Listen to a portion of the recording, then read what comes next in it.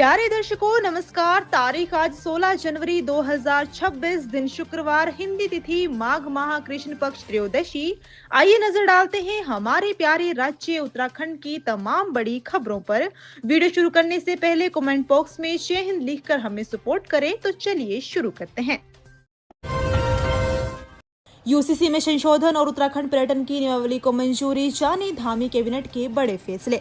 मुख्यमंत्री पुष्कर सिंह धामी की अध्यक्षता में बृहस्पतिवार को मंत्रिमंडल की बैठक हुई। बैठक में विभिन्न विभागों के 19 प्रस्ताव रखे गए। इसमें यूसीसी में संशोधन के प्रस्ताव को भी मंजूरी दे दी गई है। वहीं उत्तराखंड पर्यटन की नियमावली को भी मंजूरी मिल गई है।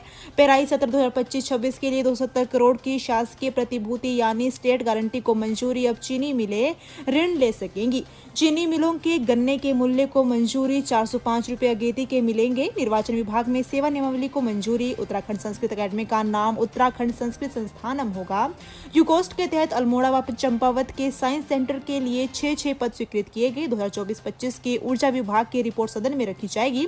वन निगम की रिपोर्ट सदन में रखने पर मुहर। बागवानी मिशन के तहत एंटी हेलनेट पर भारत सरकार की 50% के साथ अब राज्य से 25% अतिरिक्त मिलेंगे। दून विश्वविद्यालय में हिंदू अध्ययन केंद्र के तहत 6 पदों को स्वीकृति मिली। उपनल कर्मचारियों के लिए पूर्व में चरणों में समान कार्य समान वेतन के 12 वर्ष के बजाय 10 वर्ष पूरे करने वालों को समान कार्य समान वेतन 7,000 से 8,000 कर्मचारियों को मिलेगा। 2018 से पूर्व के बाकी को भी अलग से मिलेगा लाभ। भविष्य में उपनल के माध्यम से भूतपूर्व सैनिकों के लिए पुनर्वास कार्य ही किए जाएंगे।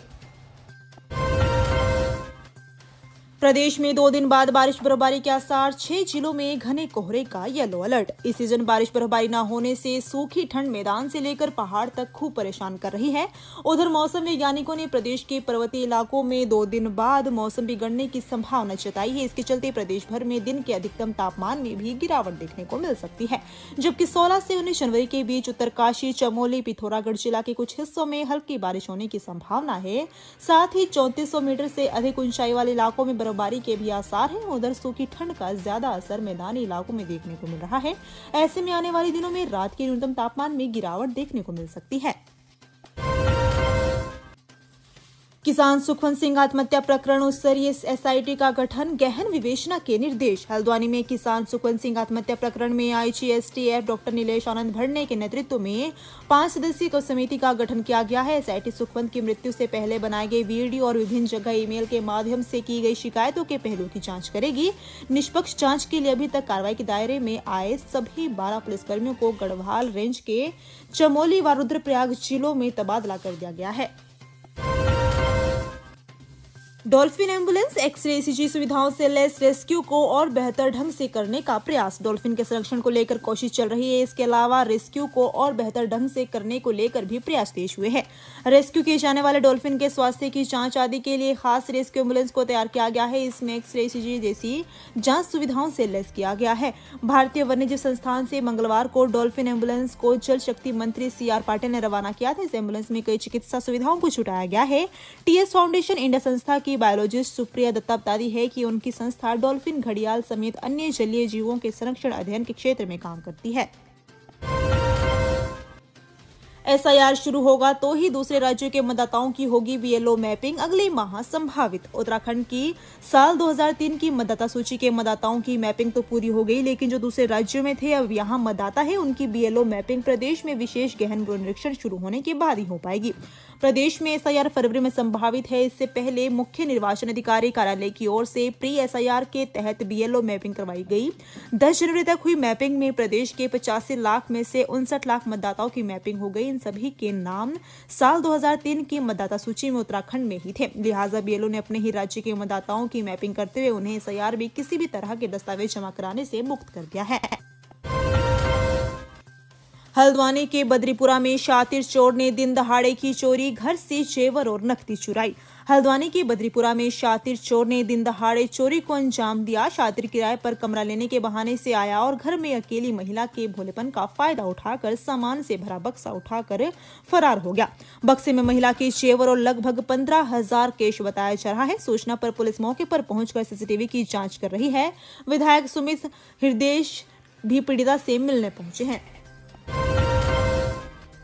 तस्करी में किया जा रहा मासूमों का इस्तेमाल। पचवादून में स्मैक के साथ पकड़ा गया 12 साल का किशोर। विकासनगर पचवादून क्षेत्र में सूखे नशे की तस्करी का ट्रेंड लगातार बदल रहा है। पहले महिलाएं नशा तस्करी कर रही थी, अब बच्चों और किशोरों के माध्यम से स्मैक, चरस, गांजा आदि पदार्थों की तस्करी व बिक्री कराई जा रही है। हाल में स्थानीय जनप्रतिनिधियों और लोगों को एक बच्चे के पास से स्मैक मिली थी। लोगों का कहना था कि इससे पूर्व भी क्षेत्र में बच्चों और किशोरों के नशीले पदार्थों की तस्करी करने के मामले सामने आए हैं। उनका कहना है कि कार्रवाई के नाम पर पुलिस नशीले पदार्थों को जूते तले रगड़कर मामला निपटा देती है। फूलों की घाटी रेंज के वनों में लगी आग। वायुसेना का हेलीकॉप्टर ज्योतिर्मठ में तैनात, बॉम्बी बकेट का उपयोग नहीं। फूलों की घाटी रेंज के जंगलों में लगी आग को बुझाने के प्रयासों में भारतीय वायुसेना का हेलीकॉप्टर सहायता कर रहा है। यह हेलीकॉप्टर ज्योतिर्मठ में तैनात है और पिछले 2-3 दिनों से भारतीय सेना के साथ मिलकर काम कर रहा है। आग प्रभावित क्षेत्र का सर्वेक्षण किया जा चुका है। हालांकि अभी तक आग पर नियंत्रण के लिए हेलीकॉप्टर से बॉम्बी बकेट के जरिए पानी नहीं डाला गया है। ग्रीन सेस का दूसरा ट्रायल सफल। नारसन बॉर्डर पर कुछ वाहनों का एनपीआर कैमरे से वसूला गया। लंबे इंतजार के बाद आखिरकार प्रदेश में ग्रीन सेस वसूली का दूसरा ट्रायल सफल हो गया। हरिद्वार के नारसन बॉर्डर स्थित एनपीआर कैमरे के माध्यम से कुछ बाहरी राज्यों के वाहनों का ग्रीन सेस काटा गया। हालांकि प्रक्रिया धीमी होने के चलते अभी ITDA इसका सिस्टम अपडेट कर रहा है। बाहरी राज्यों से आने वाले वाहनों से एक निश्चित धनराशि बतौर ग्रीन सेस काटने का प्रावधान अब प्रदेश भर में लागू होने को है। परिवहन विभाग ने प्रदेश में 37 automatic number plate recognition camera लगाए गए हैं, जिनमें से 15 राज्य की सीमाओं के प्रवेश पर है। इन सभी के माध्यम से प्रदेश में आने वाले बाहरी राज्यों के वाहनों से ग्रीन सेस काटा जाएगा। जिंदा लोगों को मृत बताकर हड़प लिए 2-2 लाख। फर्जीवाड़े पर उप श्रमायुक्त ने बैठाई जांच। मृत श्रमिक के आश्रितों को सरकार की ओर से दिए जाने वाली योजना में गड़बड़झाला सामने आया है। इसमें जिंदा लोगों को मृतक बनाकर 2-2 लाख रुपए हड़प लिए गए। ये सारा खेल श्रम विभाग के अधिकारियों और सेंटरों की मिलीभगत से होना बताया जा रहा है। इस फर्जीवाड़े पर उप श्रमायुक्त ने जांच बैठा दी है। उत्तराखंड भवन एवं अन्य सन्निर्माण कर्मकार कल्याण बोर्ड में पंजीकृत श्रमिकों के मृत्युपरांत आश्रितों को सरकार की ओर से सहायता राशि के रूप में 2-2 लाख रुपए दिए जाते हैं। इसके लिए श्रमिक के परिजनों की ओर से श्रमिक सुविधा केंद्रों से आवेदन किया जाता है। यह आवेदन श्रम परिवर्तन अधिकारी, पंजीकरण अधिकारी के पास जाता है, जो अनुमोदन कर डीबीटी अधिकारी को भेजते हैं। वहां से धनराशि आश्रित के बैंक खाते में पहुंचती है। 16 और 17 जनवरी को स्कूलों में छुट्टी घोषित। जानिए क्या है पीछे की वजह। जनपद नैनीताल में से इस समय बड़ी खबर सामने आ रही है, जहां कक्षा 1 से 12वीं तक के सभी स्कूलों में छुट्टी घोषित की गई है। इसी के साथ ही आंगनवाड़ी केंद्र भी बंद रहेंगे। डीएम नैनीताल ने यह आदेश जारी किया है। जारी आदेश के मुताबिक जनपद में गुलदार की सक्रियता को देखते हुए सभी आंगनवाड़ी केंद्र और स्कूल 17 जनवरी तक बंद रहेंगे। मुख्य सचिव ने किया सघन पौधा केंद्र का भ्रमण, कहा एरोमा फसलों का चयन कर किसानों को खेती से जोड़े। मुख्य सचिव आनंद वर्धन ने सघन पौधा केंद्र सेलाकुई का भ्रमण कर एरोमा क्षेत्र में किए जा रहे शोध व अन्य गतिविधियों की जानकारी ली। उन्होंने कहा कि उच्च मूल्य वाली फसलों का उत्पादन व प्रसंस्करण से प्रदेश के किसानों की आर्थिकी में सुधार हो सकता है। प्रदेश की जलवायु व भौगोलिक परिस्थितियों के अनुसार एरोमा फसलों का चयन कर किसानों को खेती से जोड़ा जाए। उन्होंने कहा कि किसानों को सघन फसलों के उत्पादन में अपेक्षित सहयोग उपलब्ध करवाया जाए। उन्होंने 6 सेंटर ऑफ एक्सीलेंस के रूप में तैयार किए जा रहे सैटेलाइट सेंटर को भी शीघ्र शुरू किए जाने के निर्देश दिए। उन्होंने परफ्यूमरी एंड एरोमेटिक सेक्टर में उच्च शिक्षा व कौशल विकास के तहत डिप्लोमा और सर्टिफिकेशन कार्यक्रम संचालित करने को कहा। उत्तराखंड में नशीली गोलियां बेच रहा था, पुलिस ने रंगे हाथ दबोचा, मामला दर्ज।